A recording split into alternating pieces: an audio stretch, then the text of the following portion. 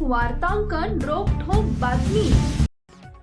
होटगी येथील जलसंपदा विभागाच्या जागेवर आयटी पार्क साकारले जाणार आहे। आयटी पार्कसाठी ही जागा जलसंपदा विभागाकडून एमआयडीसी कडे विनामोबदला हस्तांतरित होणे आवश्यक आहे। साधारण 2021 ते 2022 मध्ये ही 20 हेक्टर जागा लॉजिस्टिक पार्क्सला देण्याचा ठराव कृष्णा खोरे विकास महामंडळाच्या नियामक मंडळात झाला होता। लॉजिस्टिक पार्कला जागा देण्याचा झालेला ठराव नियामक मंडळाच्या बैठकीत रद्द करण्यात आलाय। लॉजिस्टिक पार्कची जागा आता आयटी पार्कसाठी एमआयडीसीला देण्याचा मार्ग मोकळा आहे।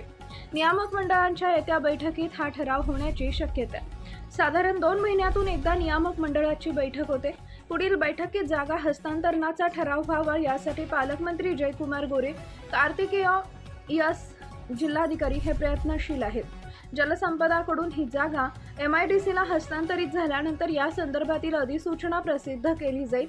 त्यानंतर निविदा प्रक्रिया राबवून आयटी पार्कच्या प्रत्यक्ष कामाला सुरुवात होणार आहे। सोलापूरची विमानसेवा सुरू झाल्यानंतर सोलापुरात आयटी पार्क असावे अशी येथील युवकांची इच्छा आहे। त्या दृष्टीने महायुती सरकारचे प्रयत्न सुरू आहेत।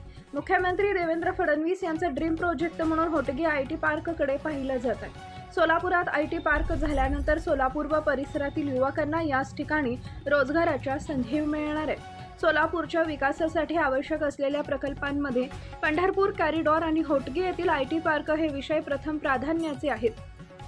हे प्रकल्प केवळ मार्गी लावण्यासाठी आम्ही कालबद्ध नियोजन केलंय।